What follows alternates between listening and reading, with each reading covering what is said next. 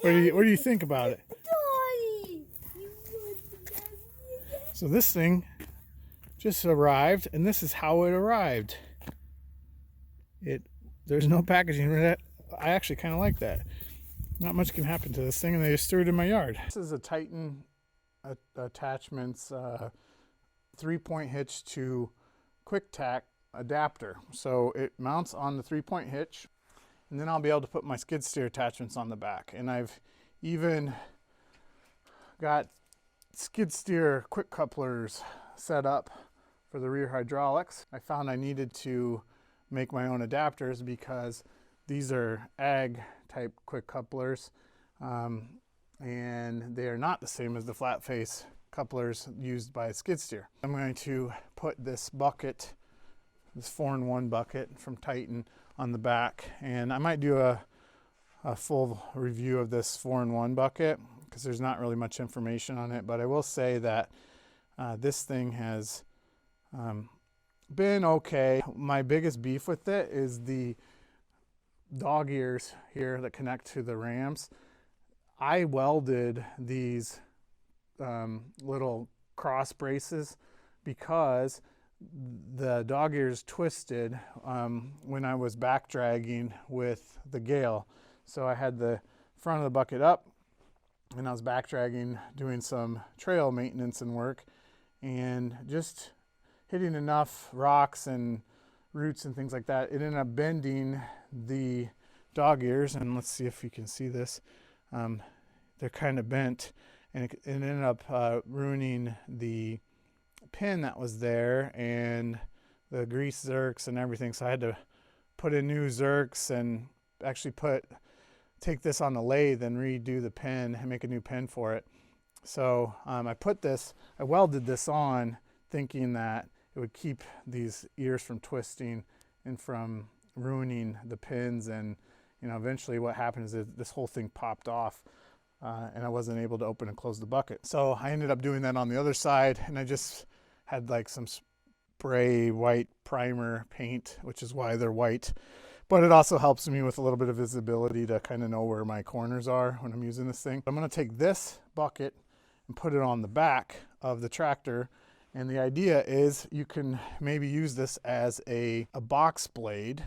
So then you can bulldoze while you're driving backwards and then drive forward with the bucket opened up a little bit and dragging. So it'd be like back dragging with the skid steer.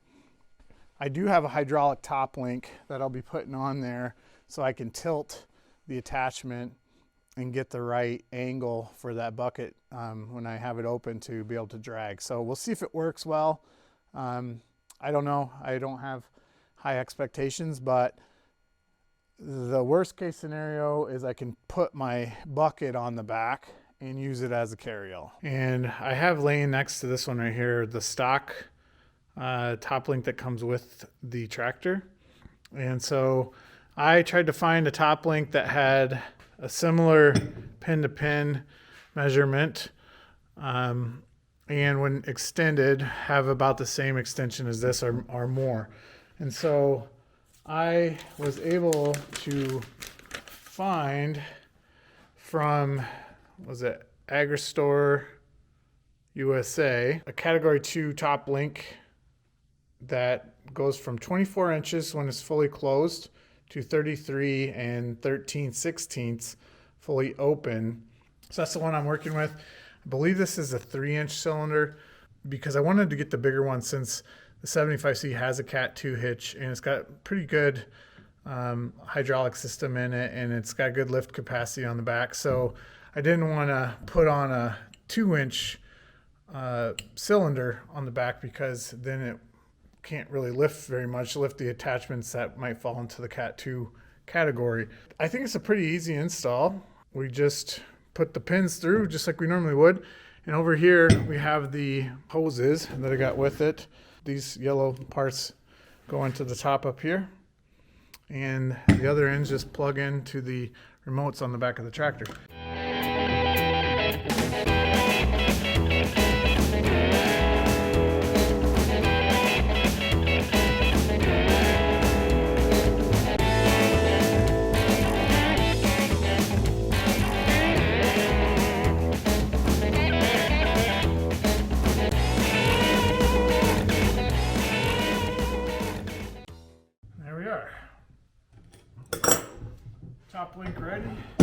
onto the tractor.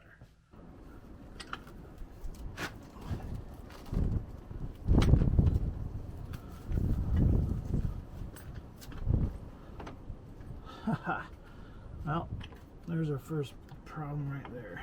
This doesn't fit. This part's too wide. Okay, well,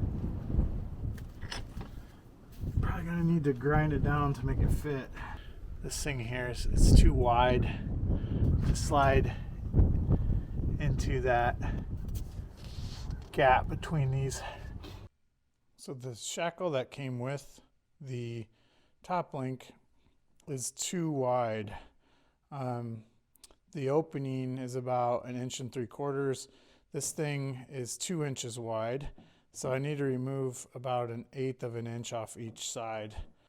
I have 2 horizontal mills that'd be great for this, but I'm still restoring them. They probably could work. I just think the amount of time it would take to get this set up probably wouldn't be worth it, considering it is just a an implement on a tractor. It doesn't need to be precise or anything. So I trimmed off 2 sides to get my 1/4 inch, and this all should fit perfectly now. So let's go and put it on the tractor. Okay, so this should slide in. Cylinder's kind of heavy. So it fits between now. Let's get this pin through. There. Whew. Okay. We have our top link in. Now I just got to hook up the hydraulics.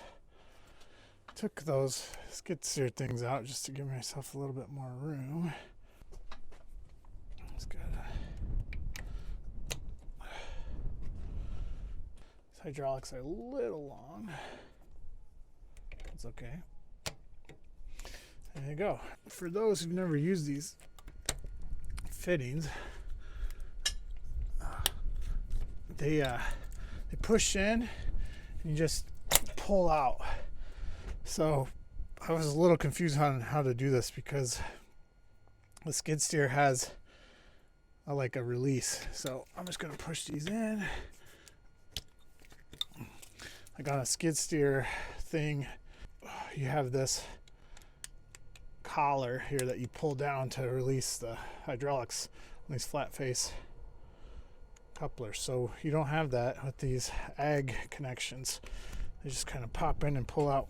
We are good to go. We are now ready for the hitch for the skid steer. I think this is probably all I'll do today. Yeah, we'll be back and try it out. So a couple things I learned after playing around with this yesterday. I think I'm going to not listen to the instructions and use Teflon tape because I did have some leaking in here. Another thing, I didn't have my hydraulic hoses in a good configuration, so they were getting pinched and maybe too much. The radius on them was too tight, and so I think that was putting too much stress on these joints and maybe loosening up where the fittings go into the ram here. So I was getting some leaking, but overall it worked pretty well. One of the big challenges I think is down here. When you're picking up a skid steer bucket, you need to have this attachment here that picks up the bucket.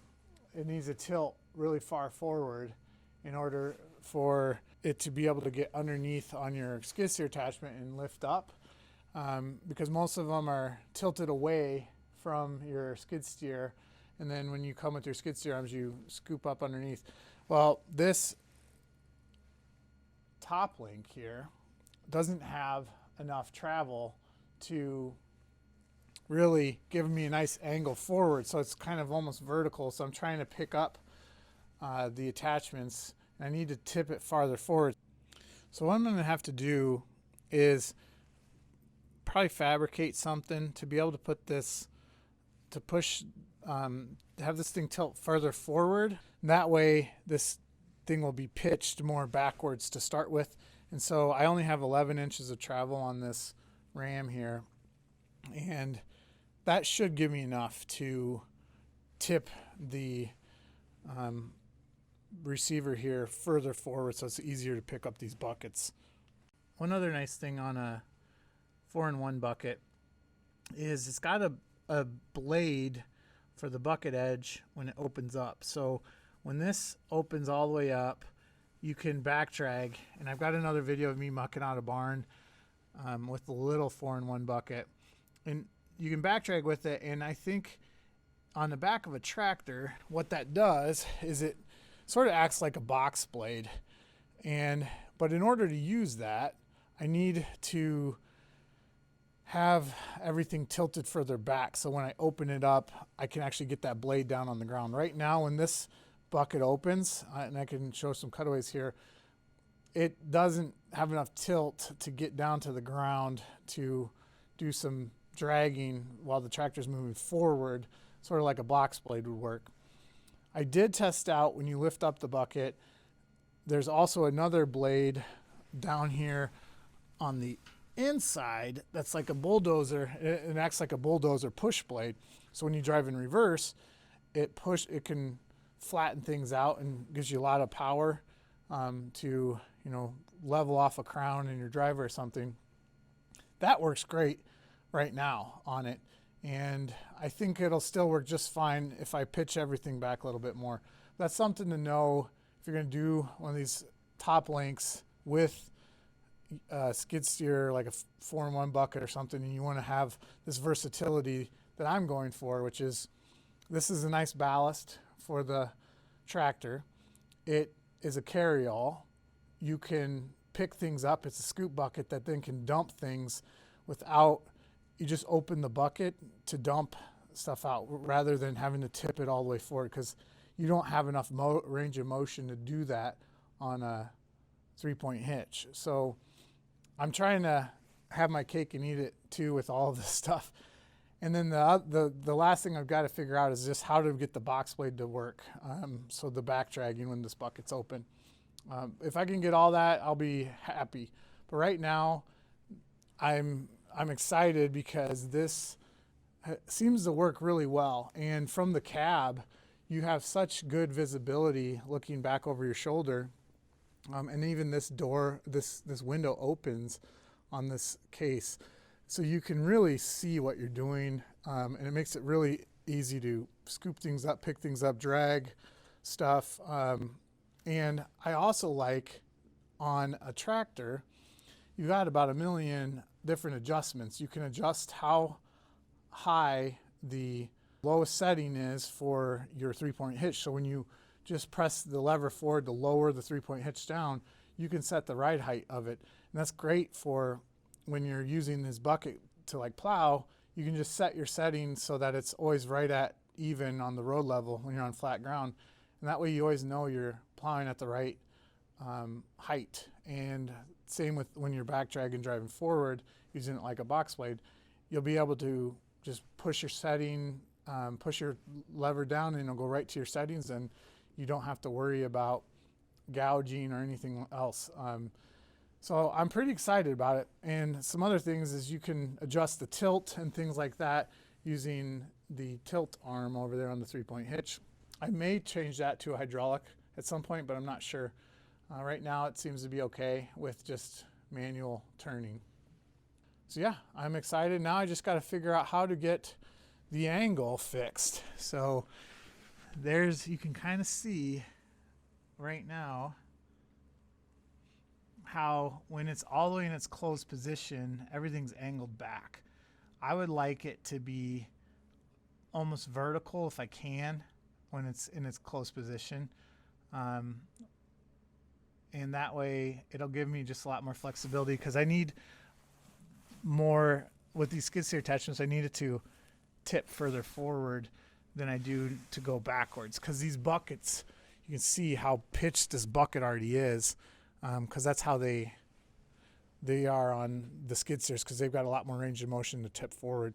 So they're naturally all pitched backwards. So when you lift them up, stuff's not falling out. But on a tractor, this is just a little too extreme. I don't need all of that. So I think I'm going to try to get this extender made so that I get an extra I don't know, 6 to 12 inches, and push that thing forward 6 to 12 inches, and that way it should meet all my needs, but we'll see how it goes.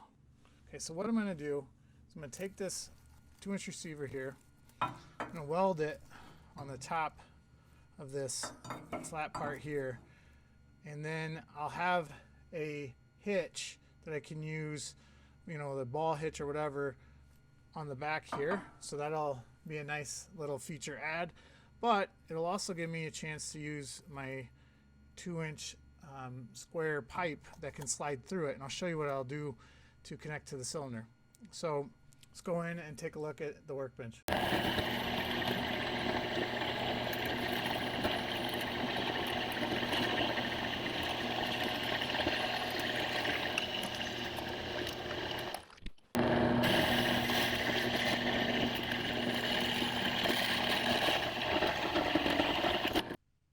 Okay, so I kind of have this mocked up here. I got these flat pieces of steel off of some scrap metal that I had that came from an old loader.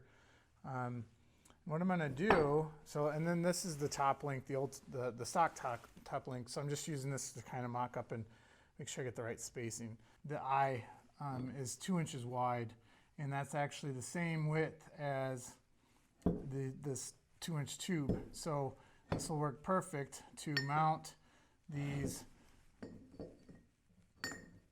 flat pieces of steel here on the outside, like so. They'll be more centered, of course. And then, so that way the top link can connect to this tube. Now, when I have it on this tube, it will slide through this receiver here. There's a little bit of plastic on it, like that.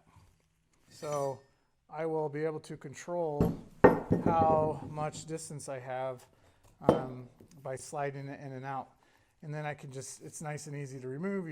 I can pull the pin and take this thing off. So I'm gonna try this out. Hopefully this works. So I got my extender piece welded together. Now I just need to weld the receiver onto the hitch.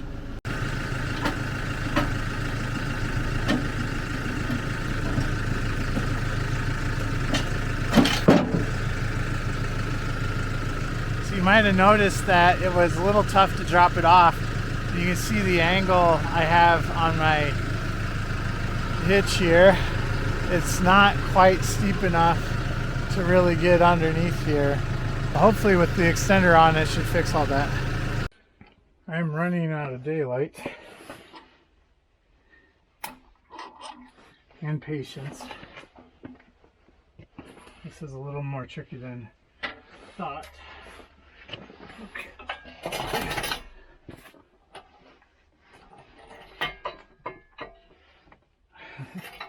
Of course, it's gonna not fit in there.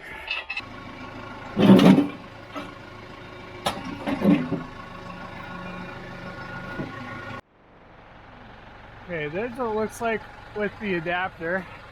It's now just about level with the ground when it's all the way up. I think I'm gonna have to drill another hole that's a little further in to shorten this a little bit, because I think it might be a little too far back. So, but this is all the testing I'm gonna do for today. So far it seems to be okay. I have a little bit of fixing to do on my fabrication. The gap between my two things is just slightly too small, so I had to pound it in with the hammer. That's not going to be good. The other thing is this particular attachment has these hoses right here, and it took me a while to figure out what angle I had to use to get the bucket on, because these things get in the way and they keep blocking. But once it's on, it's pretty sweet. So I'm going to come over and do a function test here. See, I've got some more leaks again. So I'm gonna have to figure that out. I'm not real happy with that top link right now.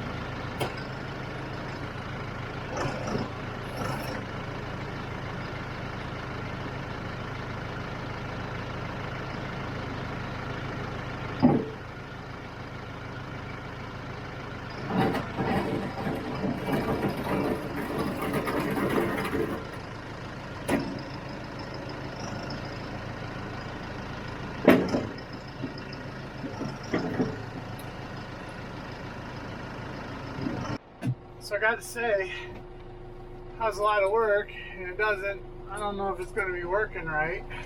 I think the simplest solution is just to get a top link that has more range of motion than the one that I have. So I got one that has 11 inches of travel. I think the easy solution is to just try to find one with like 24 inches, because there are trade-offs with doing it this way. And yeah, so far I'm having trouble. I've got a lot of leaks going on with the top link. I'm not exactly sure why. I think there's too much pressure on the hoses. It's really hard to back up with the tractor to get the attachments on, the skid steer attachments, because lining it up is really tricky, and it doesn't move very much when you're going in reverse, and it took me a long time to just get it perfect. And I know I'm newer to a tractor, so it's probably a lot of operator error, but I will say it's not simple to take the attachments on and off with the skid steer hitch on the back. So something to keep in mind. It's not easy if you want to switch a lot. I don't think I'm going to switch this out very often, so I can be okay with it being somewhat difficult. But I'll probably leave this 4-in-1 bucket on most of the time, and I have a loader for the front and skid steer quick tack on the front as well, so I can use my attachments up there. So the back one will probably stay on most of the time. So that's it. I'm done for the day.